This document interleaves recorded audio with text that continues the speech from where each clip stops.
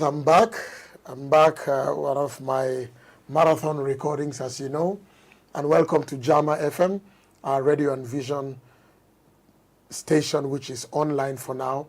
And we are praying and trusting that once the door is open, we'll be able to apply for terrestrial license. So I can tell you JAAMA FM 82 point something or 90 something point something or so. Actually, it starts between 87 to 107, so maybe 101 point something. But we're grateful for this privilege and opportunity and the power that it has. And our station's logo and motto is shaping minds and transforming lives. Of course, we're broadcasting from the gateway here in the Gambia, but we are just having a feel of the things that can be done as we chat with different people. In this, my chat, Pastor Forbes chatting with whoever the person is, it's based on gleaning from their wisdom, their story, their journey, and obviously the advice that they can give for people to help. So if you like, it's free mentorship, it's free apprenticeship. Many years ago, 80, 90, almost 52 years ago, tourism started in this country. So a lot of people may not know, but this highway that starts from Stink Corner all the way to the airport junction called Bertil Harden Highway was named after somebody who was seen as the father of tourism, Mr. Harding. And I remember as a young boy, there were names like Vingreso, Wings, Orange was the color. And there were names that were sort of synonymous with Gambian tourism. Now, I will not know all, but there are a few I know. There was a name like Sandigi Njai, there was a name like Limeboj, and there was this colossus name, Sheikh Tejan Nyang. Went to Sweden, speaks the language, probably speaks all of the languages, tall, shunned basketball that could have given him billions and made him not live here, fly here with his private jet, came home and worked. And my first encounter with him then, he was director of tourism. And I remember many things that happened in his time. And he has not left that. He went on to establish the Institute of Travel and Tourism of the Gambia that is training people, supplying the hotels, even airlines. I hear them talking about, what's the thing called? Those Amadeus and the other one I've forgotten. They talk about them. And it's just a joy to know that. Mr. Sheikh Tejan Nyang is with me in the studio. He's a very simple man, father, grandfather. He's one of the people I really respect. I knew him as a friend of my father, and I thought if I am interviewing and chatting with anybody, especially with tourism, on how we can take it to the second level, from the sand, from the beaches, to hang gliding, to windsurfing, to the river sports, to all the things that I know are embedded in this man's heart, we can only hear it from himself. So help me welcome Mr. Sheikh Tejan Nyang. Mr. Nyang, welcome. Gerim Nala. Thank you so much for coming. Thank you, Pastor. Wow, looking young as ever. Thanks for the invite. Well, we're trying to. I wish I could say it in Swedish, but I don't know how you say good morning. So you only speak Swedish. Is Swedish and Danish, are they different? It's Norwegian. Oh, it's Norwegian? Yeah, I went to Norway. Oh, not Sweden? No, not Sweden. So tell me about Mr. Harding.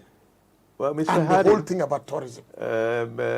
Just to say that, in fact, I came after some of the Gambians that you named to be pioneers of tourism. And my predecessors, Junaidi, the late Junaidi Jallo, Bajfai, the late that was Bajfai. Njai, yes, who came before me.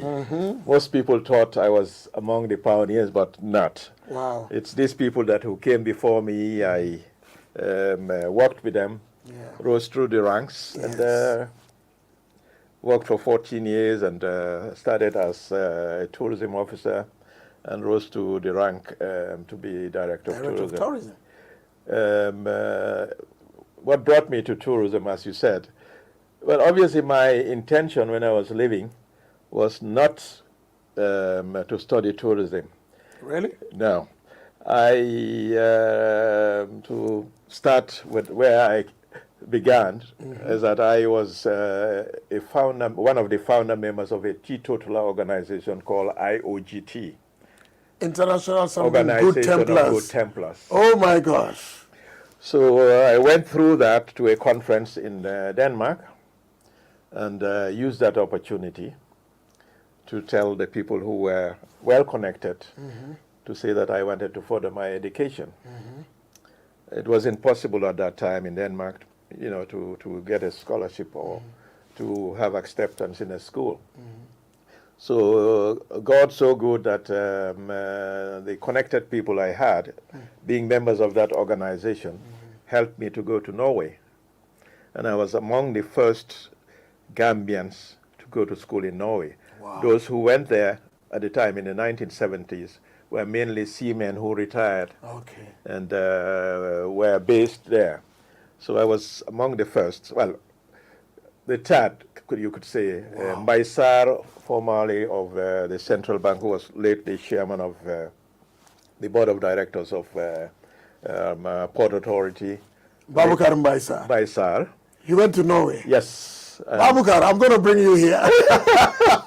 Really? Alaji. His family with us. Yeah. Late and Auntie Emily. Yeah, that's right. Late Alaji Jan were the two first. Really? Yes, who went to, who started schooling. So it was after So that. how come all of you are tall men? What happened? Well, coincidence.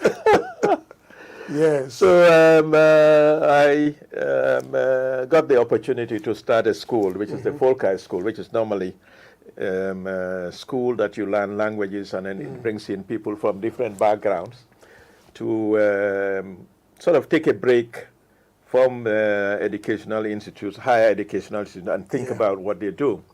So it is there that I did a 1-year language course. And before I came, as I said, when I was going, I said I wanted to be a wireless operator. Wow.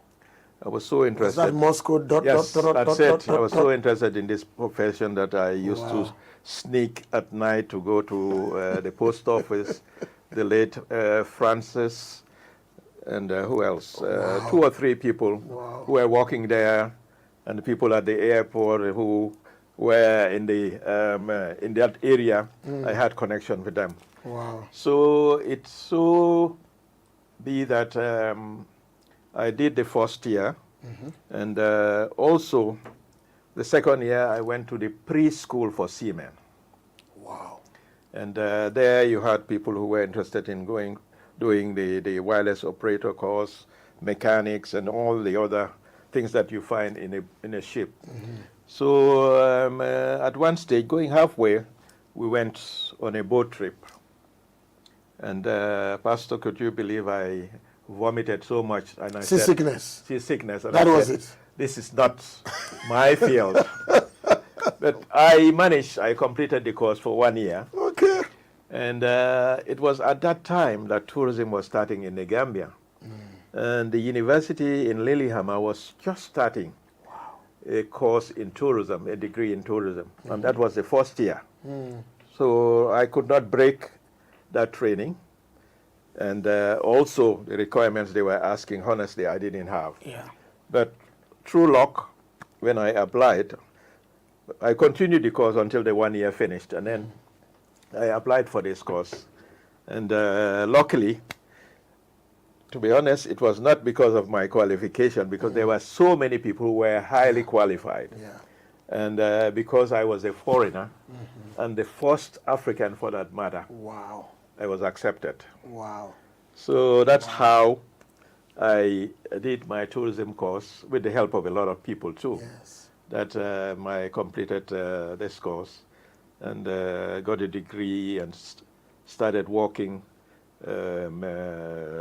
in one of the biggest travel agents in Norway called Sagatos.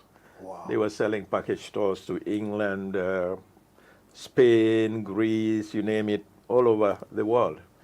So I was also lucky to be the first African to work in that company. The first of many firsts. Yes. I'm sure I'm going to hear many firsts too. Yes. So that's my career in Norway. And then working there for 3 years, I applied for a job in the tourism ministry, but each time I come, they tell me there is no vacancy. Oh boy, look at that. God so good, I came on holidays. My father was a friend to Eric Christensen, the late Wow, Eric Eric Christensen. Hans Christensen, Secretary General. Secretary General at that time. So when I came on 70s. holidays, I paid him a courtesy call and said, I've just come on holiday, and I said, I'll just come to greet you and all that. And he said, what have you studied? I explained to him that I have been applying, but all the time they tell me no vacancy. And fortunately, he told me, well, okay, you come back on Tuesday. Then he spoke to Fred Grant, wow, who was then the establishment secretary. And Fred asked me for my credentials, all that, which they had, of course. So I presented to him, and they called me for an interview. Wow. So then they said that you will hear from us. So after some months, they wrote to me and offered me a position. But I was reluctant to come home. Why? Well, okay. Life was better there. Life was better there, and then the salary, Oh. I also thought probably I could not survive with it. You mean way back then? Yes. When the dollar was strong? We were using pounds then, I think. Yeah, it was pounds then. So yes. I said, okay, and kept on delaying this. And after some years, in 1978, so I decided, I was working in a travel agency and had the opportunity to travel everywhere. I used to go to weekends to London and come back because the ticket was just a few pennies. I can imagine. So, so you've seen the good life, Uncle Sheikh. So I decided to go to Mecca to perform the Hajj at a very early age, around 29. Wow. So I went to Mecca in 78. You became an Al-Haji before you were 30? Yeah. So unfortunately, I got caught typhoid. Oh. And I thought I was admitted in the hospital there in Mecca. And did they quarantine you? Yes. All the time that whenever I pray 5 times, I say, God, don't let me die here. So I wanted to die here. So I was admitted in Norway and then, in Mecca. Saudi, yeah. I checked out of the hospital and stayed with my good brother, Saul Samba, who was at that time he was there then. working in the embassy. Few days, and then also went to Denmark, where I stayed with my good brother, Sandy Ginjai. Okay. And went back to Norway. So when I went, I met a letter saying that we give you up to the end of the month. If you don't take up the job, then we will cancel the appointment. So I thought twice and said, look, I am sick and I'm not sure whether I will recover. It's better to die home than to die here. So you took the job? So I went to my employers and I went to the manager and I said, look, I've come back from Mecca, but to be honest, I'm not sure whether I will recover. Wow. I want to go home. If I'm dying, I'll die in the Gambia. Wow. So I want to be given a year's permission to go and see if I can recover in my own country within my family. So that was done. So I packed my bags and then came home, partly, and I stayed home. I started the job at the Ministry of Tourism in the Directorate. That time, the late Malcolm Clark was the permanent secretary at that time. Wow. And worked for 3 months and then decided to go back and pack my things and come home. So why? So that was it. You were well, you were strong. Yes. But the pay had not increased. No, what happened is during that period that I was negotiating each year, I write and say, look, give me an incremental credit. I was delaying it and then negotiating at the same time. So it had come to a point where I said, okay, let me give it a try. And that was how I accepted the appointment. And then after 3 months, I went back and packed my things and came home, finally. Did you have like a residence permit or citizenship then at that time? No, But you could have if you had stayed. They forced me to have citizenship. But you refused. I Okay, refused. you are one of those Yeah, but I had Kumba Banjul, Samba Banjul. yeah, what we call permanent permit. Yes. Yeah, what do you call it? It's OB stamped. Like leave to remain. Yeah. So, I just decided and I came home. Wow. And thank God I had come early and settled and married. Yes. Started a family. And unfortunately, if I had stayed there, I would have married a Norwegian. But I wouldn't go there. God so good. But you still remember the language? Oh, yeah, of course. I communicate. I have still friends that I communicate with, family members who have been very helpful to me during that period. So I still contact them. And we have a group in some of the schools I attended. We chat on Facebook. So what do you miss most about Norway, apart from the cold and maybe the salmon? Well, there are a lot of things. I have stayed in the north. Okay. And they're the most friendly people I've ever encountered with. More than us? Yes, to be honest. Well, at that time, I could say that there weren't many Africans at that time. And wherever you go, you're most welcome. Yeah. And I took advantage of that and helped many Gambians to get scholarship to come to Norway. And the first person that I encountered was a headmaster, because most of these folk high schools, which is where most foreigners start with, are Christian schools. Okay. And I became friend with one of the principals, who was very influential. And he had connections everywhere. Wow. Whatever I wanted or whatever assistance I required in terms of putting Gambians to school, he would help me to do it. Let me stop you here, sir, because I was going to say I know about your selflessness. I've known you for long, sir. I know we don't need to start talking about how many people you've helped in school and ITTOG. This, correct me if I'm wrong, sir, this used to be a very Gambian qualitative characteristic. Is it still so? No, it's not so. What went wrong? I think probably it's the upbringing.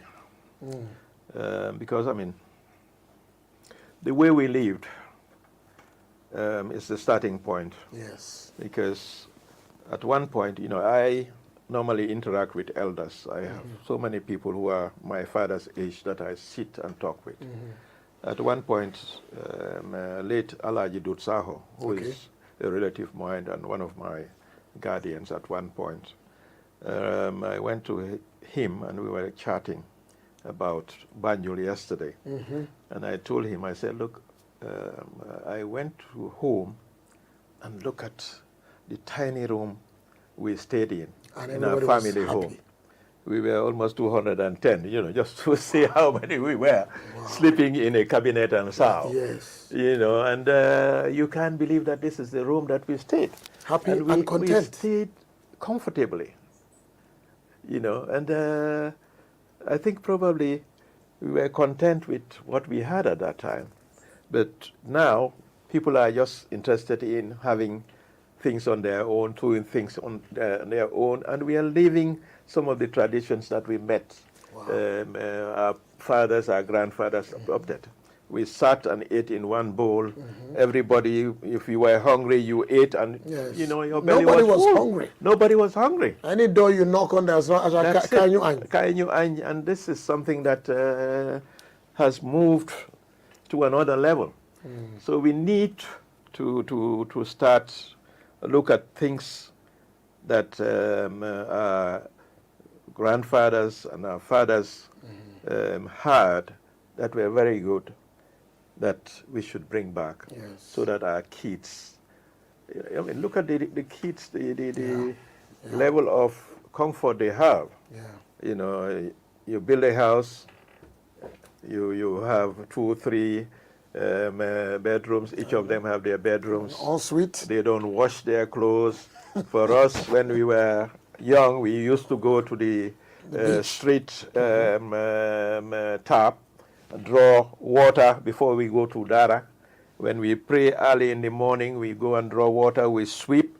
Wow. Sometimes we even go to Dara in the morning before we go to school. And these are no more. So these are things that probably, well, time has changed, of course, but some of the good things that we had before should be brought back so that our children learn from it.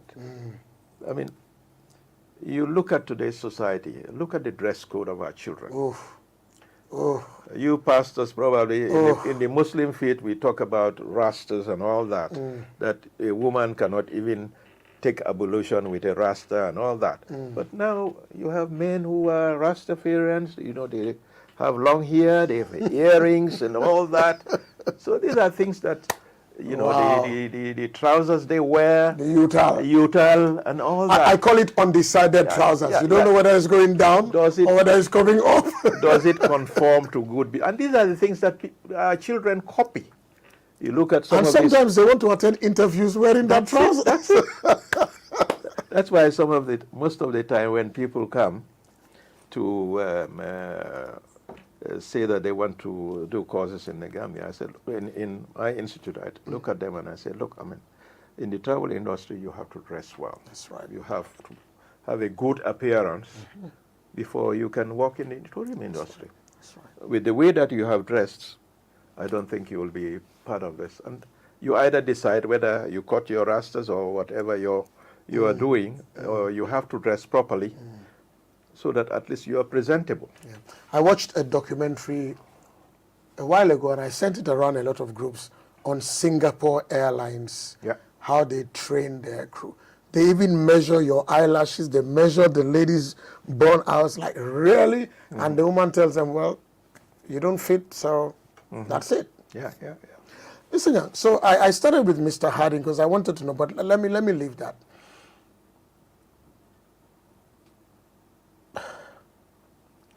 Is Gambian tourism going to become what we all want it to become? If not, what are the problems, sir? Well, that's a good question, Pastor. And the reason I ask this question, just to cut inside, is that where I live, every tourist season, I can literally tell you what every band is going to play. Red wine, 3 little bars, ayaga yaga yo, all of me wants. It's the same thing over and over. And that reminds me of the OC Blue. Yeah. well, so you even go way back before me. So how do you feel because you are the pioneers. Yep. Okay. How do you feel when this goes on? Yeah, Pastor, this is why, my institute, my partner and I, we just sit back. I mean, we've been in this business for over 40, 50 years. Yeah. And we know what was here in the past and what is here now. We look at the loopholes and try to fill them. Last year, we graduated people in performing arts. Wow. 50 people. Really? Yes. ITTOG? Yes, because that's one of the areas that we needed to groom people. Yeah. Because most of the bands, most of the cultural groups performing are not Gambians. Ooh. So that's why we trained this. There were 50 in number. We had sponsorship from an organization who sponsored them. But unfortunately, when we were starting this one, we had difficulty in identifying teachers. Okay. We had to hire a professor from the University of Dhaka to bring him in. We had also approached Babu Sise to come in as a resource person to help us. He acts in movies. Because it's not only performing arts, it deals with acting and all that. All that goes with performing arts. That's right. And we managed to train 50 people, and they have graduated now. Oh, congrats. But the problem is you do not have that numbers to be able to continue the course because, they have to pay. And we cannot sustain having students without payment. Right. That's one of the challenges that we face. Before COVID, we had a debt of almost 500,000.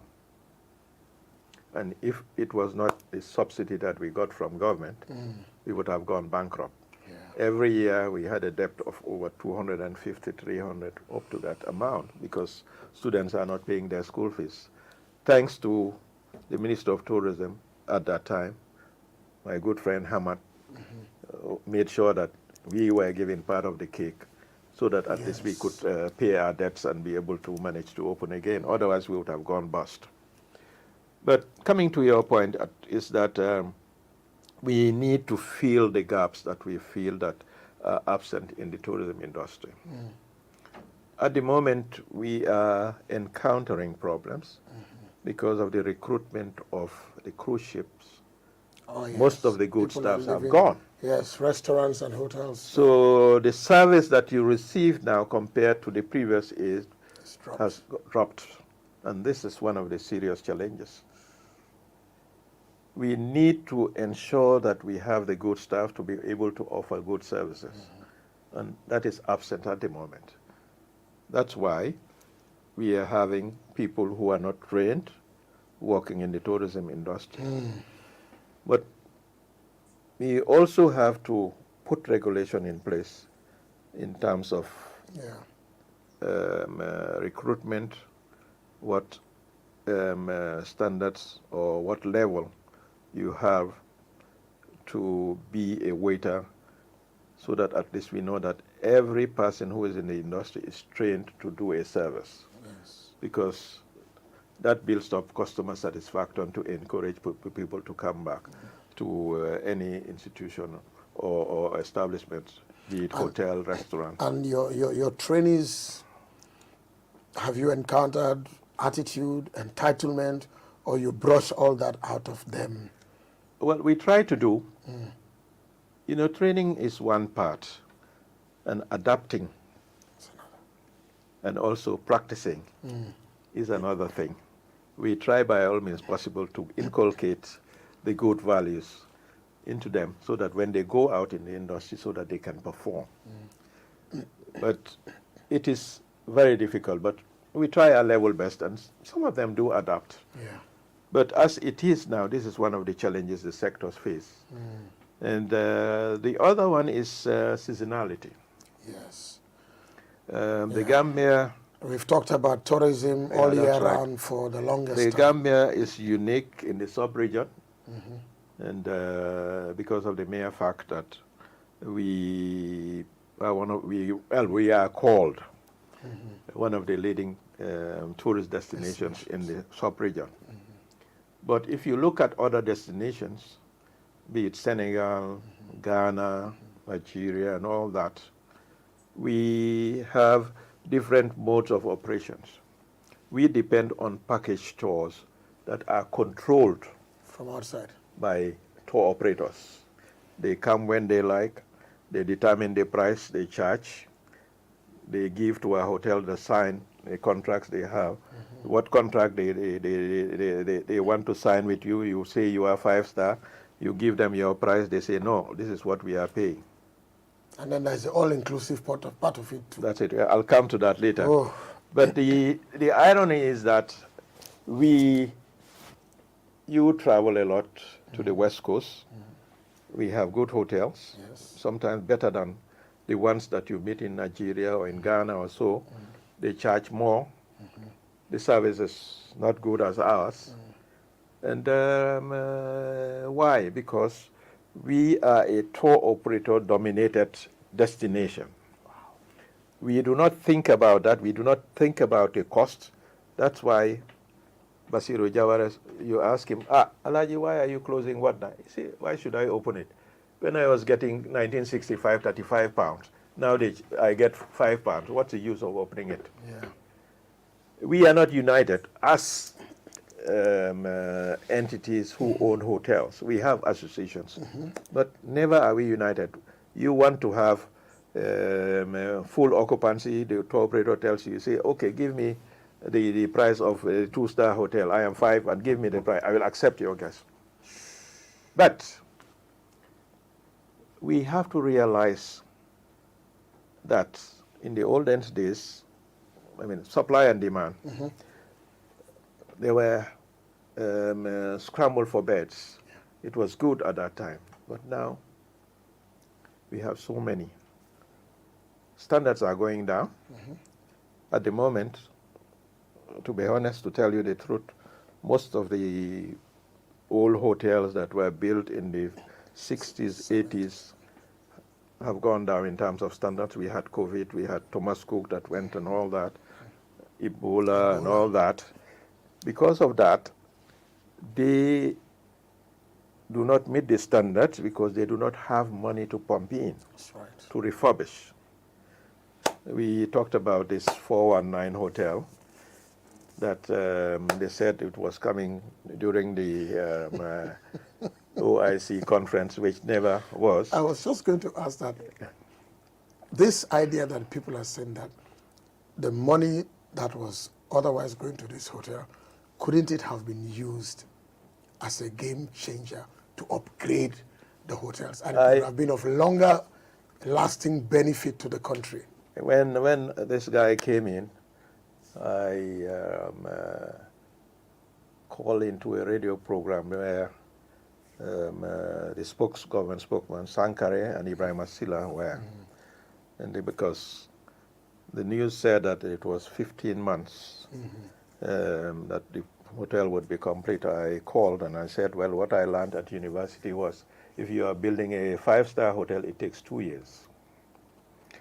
And I said, now, the time is so short, and this guy said he's going to build it in 15 months. I said, why can't you take this money and give it to the hotels that to upgrade their standards so that at least you don't waste your money? Was it designated for that so they couldn't do anything about it? Well, I don't know, because I mean, the arrangement is a bit sketchy. You never know who was. I know that government provided land, and I'm not sure the type of investment, who was going to provide what. But I know during the signing ceremony, with due respect to Ahmad, he told the guy, you say you were building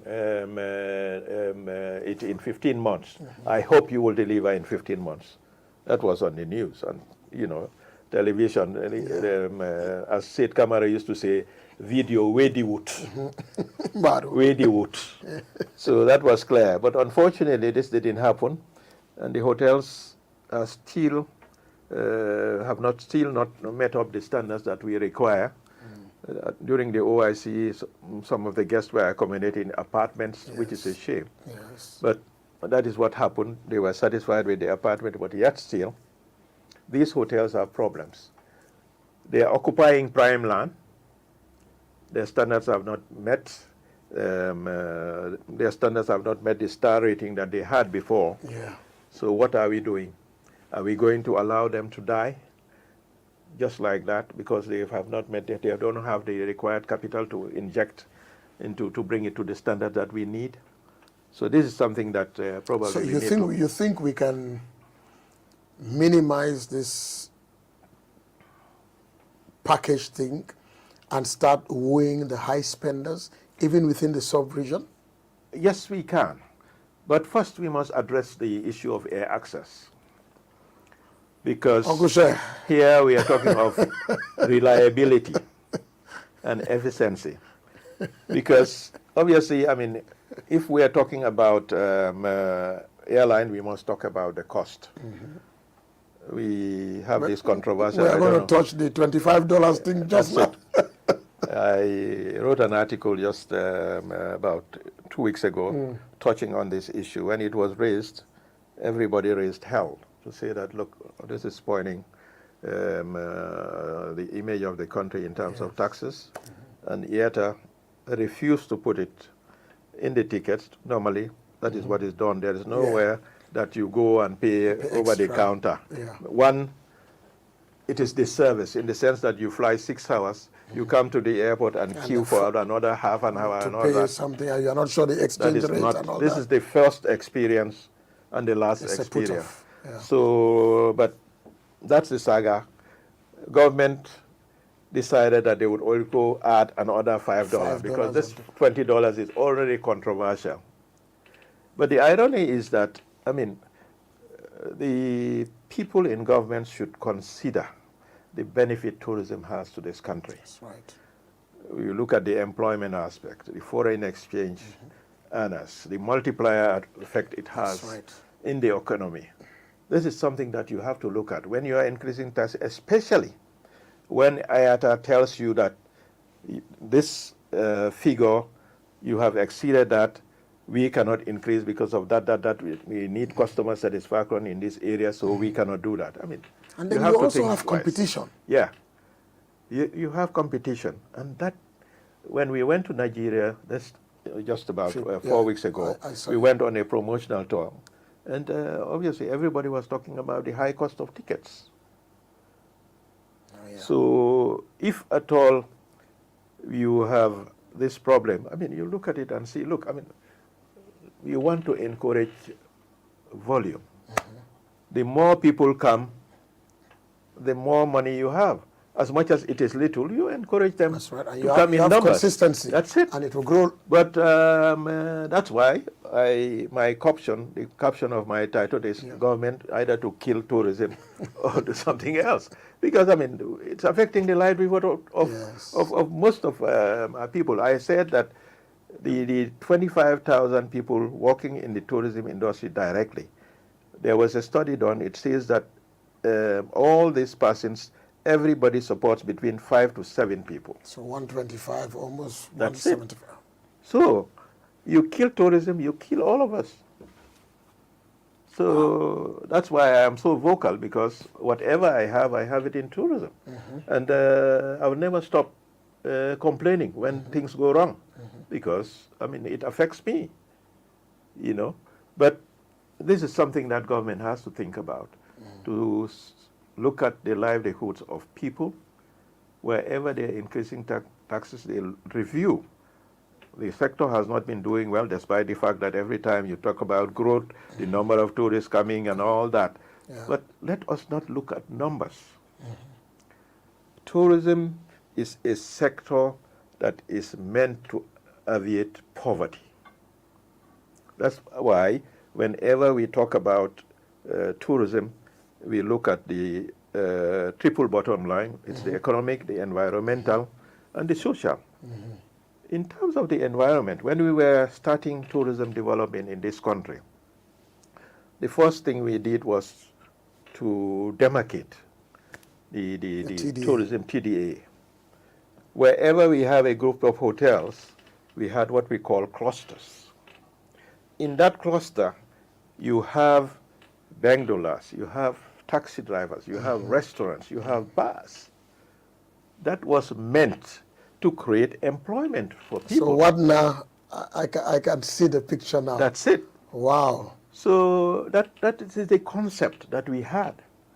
But if you come to a stage where people have their shops, they don't see tourists, how do you expect them to live?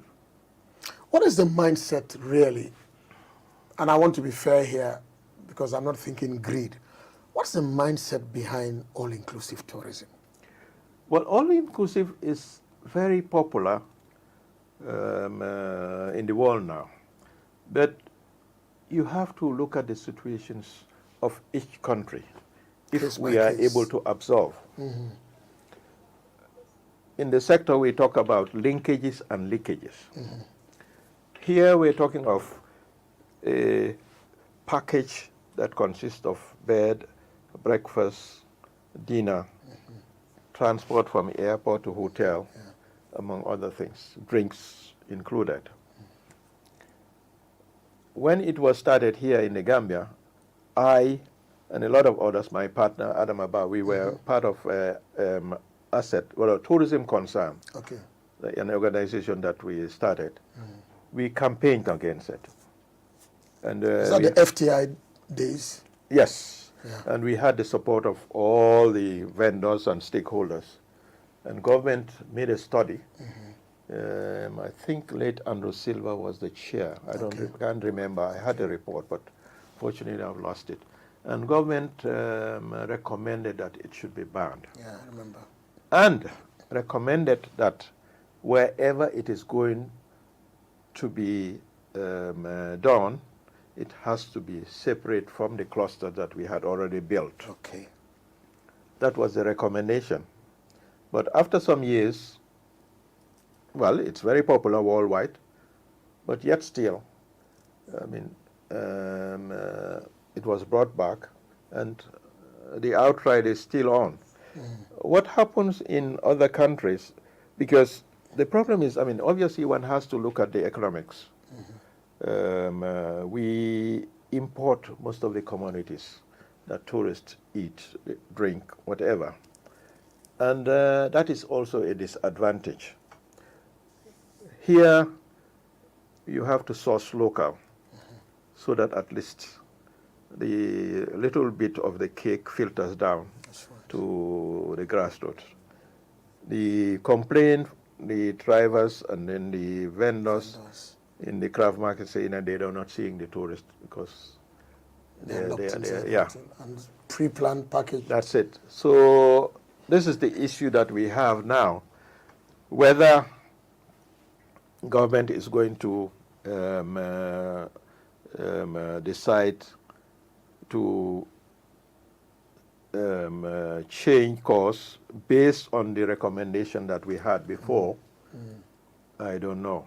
And But of course, next door is flexing their muscles on us. I'm being told about the Rui group of hotels. There is one next door that has about 500 beds or so, and they're always full. yeah, but you know, I mean, the Senegalese can afford to do it because even here, most of the vegetables that we consume is imported from Senegal. The problem we have is, okay, every time we're talking about agricultural projects that pumps in so many millions, but yet still, in the tourism sector, we know that it's seasonal. But let them try and adapt to the plants, whatever they grow, to meet up the demands of the season. If they are growing cabbages, you harvest cabbages during the tourist season so that at least it will go automatically.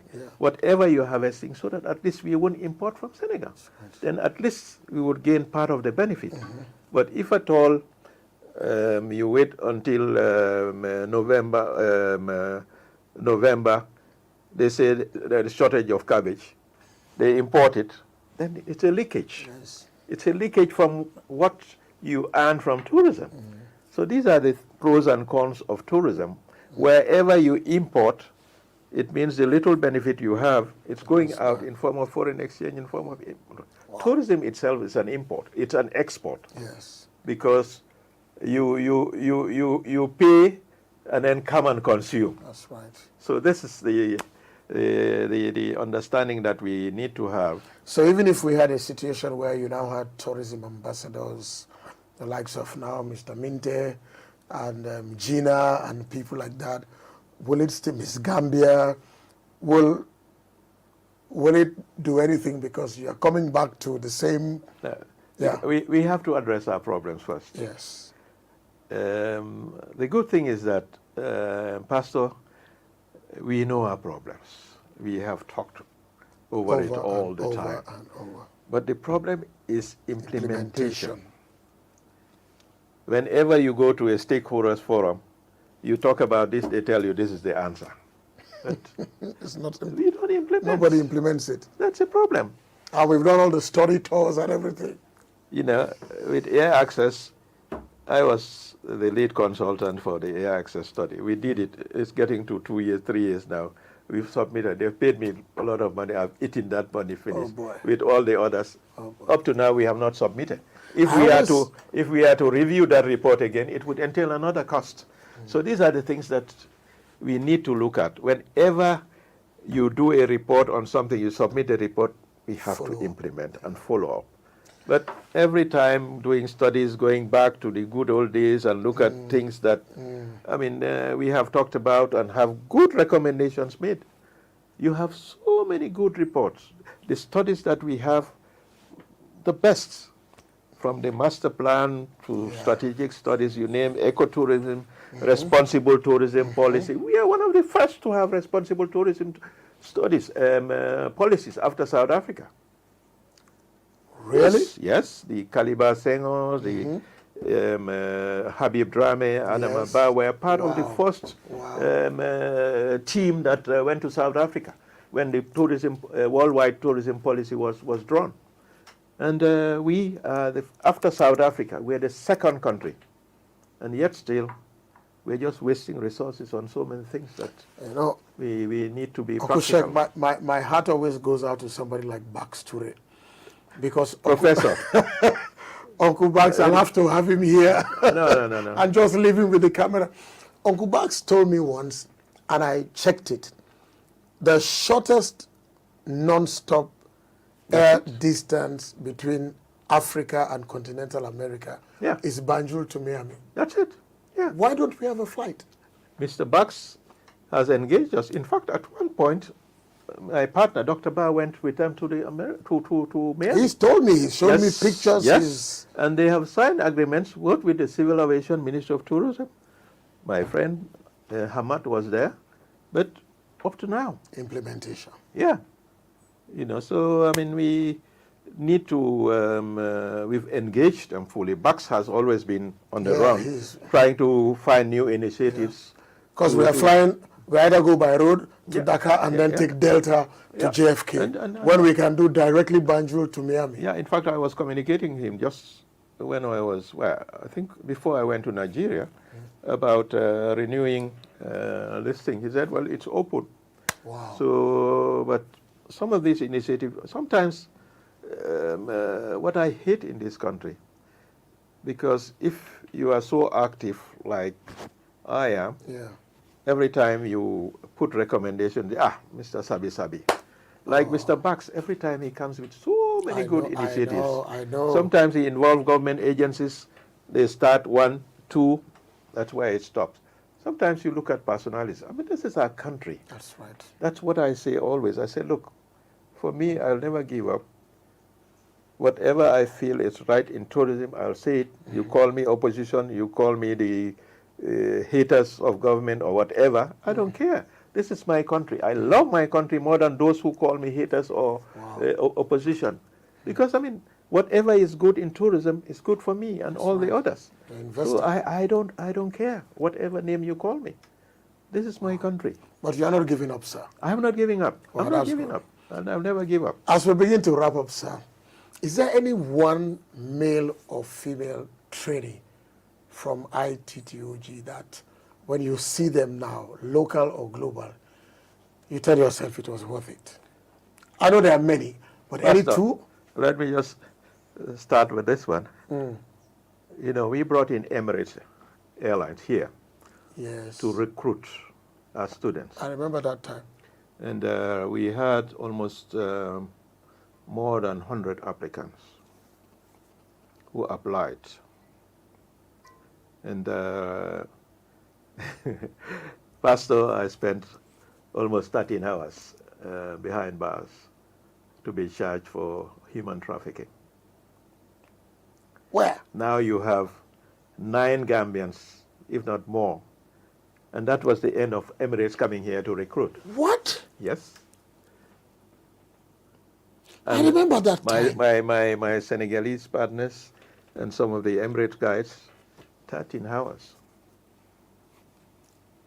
For trying to help your country. And I mean, these are things that, thanks to Fatuma's job, who intervened and said that, look, these people are just doing something good for the country. But I mean, these are things that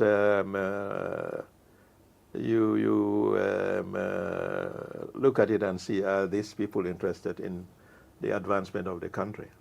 Because, I mean, if you bring a reputable airline, Emirates, come to recruit because, they didn't have people in the English-speaking countries. They said Gambia was best, and, we brought them here.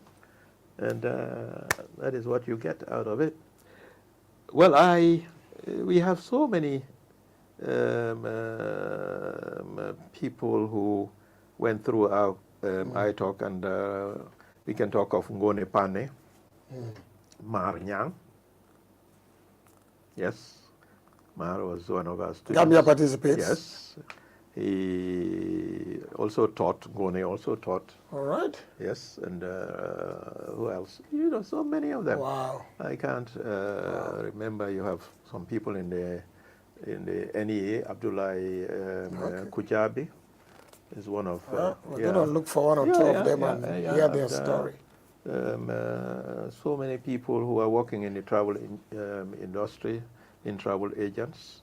And some of them are abroad working in Arab countries, in the hotels. And so you should not be paying anything in any hotel or restaurant or free. You just be getting free, Uncle Sheikh.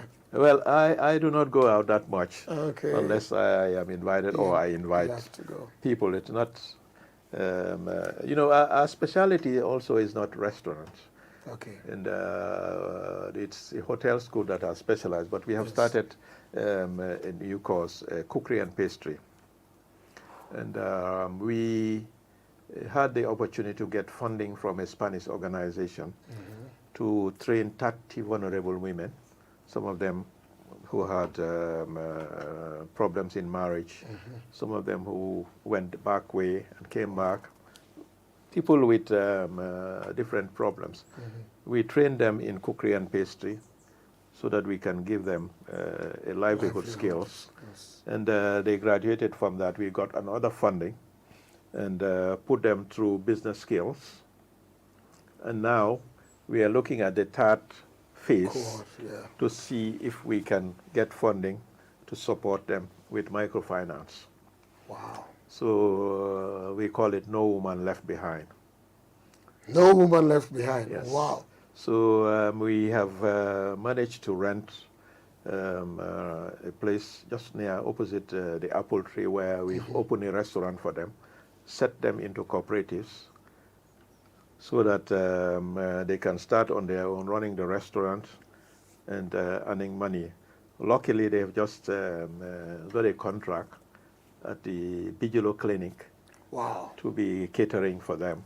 Look at that. So we are bringing them up, and also we're trying to see if we've got them into groups. Some of them we had assessed them to find out whatever they wanted to do. We put them in groups so that they form sort of a cooperative to take them to the microfinance companies to give them loans so that at least they try and establish themselves. Well, viewers, this is what I'm talking about. I would not have known this. You would not have known this. There's so many good things happening in this country, and we have to recreate and re-energize a new narrative so we go out away from these insults and everything that's taking us backwards. We have the human capital, we have the natural resource. Anything we want to do in tourism, I know, because I remember those days. I remember one year, it must have been 78 or so, there was a Rothman's plane, something that came and they were flying on the water, and somebody had started bungee jumping, and then it all died. Yeah. I think we had, I think that was through GT board. It was not 60s, 70s, it was in the 80s. Okay. And we had paragliding. Yes. That they started, but unfortunately that died out. And I don't know why, but probably I'll try and find out from GT board what made it. You go to Ghana now, especially during Easter, you know, they have so many visitors who do paragliding there every year. We were there some years back. We met up with it, and definitely it was. So we started it. Yeah. It died. It's in Ghana. Yeah. But some of these things, I mean, we have so many opportunities. Look at the river, the majestic river. The dolphins. You know, the dolphins, the hippos. The hippos. You know, the baboons. You know, the birds, and you know, guess what? The bird watchers are the high spenders. They spend a lot of money. And they don't need to come seasonally too. No. So I mean, I remember there was golf too, pro-am golf with Jawara's time. That's it. Copthorne hotels. If at all we just invest in developing the golf course. I mean, not talking international, but regionally alone. Nigerians love to play golf, Ghanaians and all that. I mean, golf brings in rich people, high spenders, and they can come and enjoy our country. But unfortunately, these are things that we lack, because government needs to be committed in ensuring that certain privileges are given to investors in certain areas. The river, if government was so committed, we could have advertised and said, look, let us invite people with small boats who are willing to invest in this. We give you this and this and this incentive, like they're doing in other areas. With hotel building, they say tax-free holidays and all of that. And these are things that yacht races, regattas. We had all those things. Yeah. I remember. I used to work with Henry Oliver. Who was Mr. Oliver? He was a British expatriate, yes. That Mr. Oliver? He was secretary of the Hotel Association. Oh, my gosh. When he was sick, I took over from him as acting secretary when we were working at Sunway. I remember Mr. Oliver. Yes, Oliver Benabot. Yes, with one funny car like that. Wow, history. We started the Ministry of Health and Social Welfare. I was his clerk, and Omisen was his secretary. Mr. Oliver Benabot. Yes, that was in 1963, I think. Yeah. Oliver, yes. Boy. Yeah. And then, of course, there is Abukor Nature Reserve. And Yeah. No, we need to do a lot. And I think, I may be wrong, but what we need to do is not that big. Final question to you, sir, before I let you go.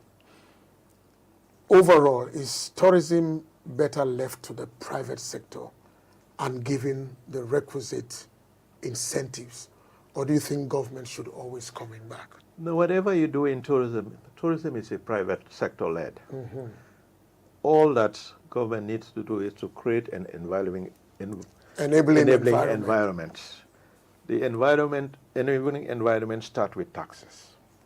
We are not saying that don't introduce taxes, but look at it from a better perspective.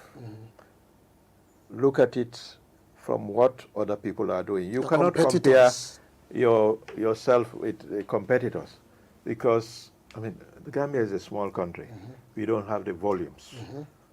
Based on that, you have to make a critical assessment of the country's needs, and also look at what you intend to do.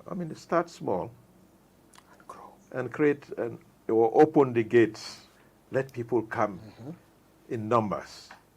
Then you start gradually. If you are trying to get taxes, start gradually increasing taxes as the years go by. Allow them to settle, build up an industry that has a future. Then you can increase taxes afterwards.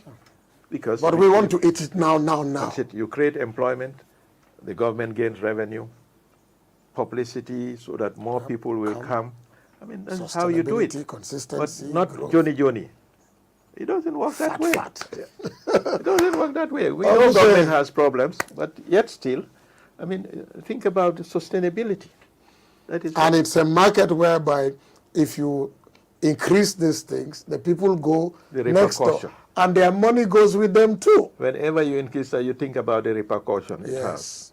Because now, at this moment, we lost the Scandinavian market, which is the pioneer market. For over 3-4 years now. And GT Board, they did a good job in trying to attract one of the Danish companies to come to the Gambia. They invested a lot of money to encourage them, give them market support so that they can come back. Because, the Scandinavians are the pioneers. They spend, they pay well, because most of these banner tour operators, they sign contract with you. They say they pay you 3 months after the departure of guests. They don't pay you up to 3 months after they are making money. They put their money in the bank. Meanwhile, the dollars into the dollar house. So, but the Scandinavians, they even give you advance. Wow. So now, the problem is, if at all government says that they're going to institute this tax, they would just cancel. Because I said in the interview, companies plan 1 year ahead. That's right. They So built in people have all bought it, their yeah. tax. And people, when they travel, they pay in advance. Yeah. So if you increase it, the tour operator has We'll not send it to factored. yeah. They have not factored And the this consumer tax. is not going to accept it in The Europe. consumer will never accept it because they have consumer laws that protect them. Mm-hmm. So the company has calculated how much profit it's going to make. Mm-hmm. So they will never accept it too. So they will cancel. They'll cancel. And yet what will do is all the money that they have invested. And we will lose that market. God knows when we will get it. Let's hope. All right. This has been chilling for me, and I pray we're all listening, and I pray we'll all do what needs to be done to help. I love the selflessness of Mr. Sheikh Tejan Nyang. As I said, I've known him for a very long time, and I get intrigued, and I was asking Fatim Baji that because sometimes people just want to pack and go and just live a peaceful life, especially in the twilight years. But you are moving and moving and moving, sir. Thank you so much for what you're doing. Thank you. I know you graduated some people a month or two ago. No, that was March last year. March, okay, right. And, March last year. And I know it just keeps going. And I'm glad that people have confidence in what you do, so sponsorship comes. And it's not those sponsorships that they give $10 for one student and the student ends up getting 80 cents because you have administrative costs there. You seem to be doing it like FDI, foreign direct, and it's going. And that confidence comes obviously from your integrity over so many years. Thank you so much, sir. I hope one day I can bring you back and say, Mr. Nyang, we made it. Because a friend of mine, a friend of mine told me that, you know, your country is the only country that if you tell somebody, I'll be in Banjul on Wednesday, they know exactly which plane is bringing you. Because there are only 3 or 4. That's it. I felt so embarrassed. He said, it's either Air Morocco, Brussels, Air Peace, Air Senegal, or Air Sky. And that's it. Until the tourist season goes. I said, come on, we are going to get Delta here one day. We're going to get Emirates, Singapore, Etihad. We have all the opportunities in the world to do so. We cannot use the size as example. I'm sorry I'm stretching this. Mr. Nyang, I visited Singapore in 2015 and Bahamas twice in 2014. Both trips, all the trips in both places, I got upset. I remember in Bahamas, my wife was like, what's wrong? I just said, this is what my country should have been like. Singapore, I was looking out of the window. I said, this is not possible. That was there too. This is the country that Jawara talked about. It's doable, but maybe somehow. Maybe our children. Let's hope for the best. Yes, sir. Thank you so much, Mr. Sheikh Tejan Nyang. Thank you very much, gentlemen, the information is on your screen, and I'm sure you can Google. And just in case, maybe you are somebody who's trying to invest into something like that, this is good ground. This is somebody I knew as a young boy. My dad knew him, so Mr. Nyang is the way to go. Until we come your way, whenever we come your way, interviewing somebody else. This is JAAMA FM, Radio and Vision, Pastor Forbes, online, shaping minds, transforming lives. Have a good weekend. God bless you, wherever you are. Thank you. Mr. John, thank you.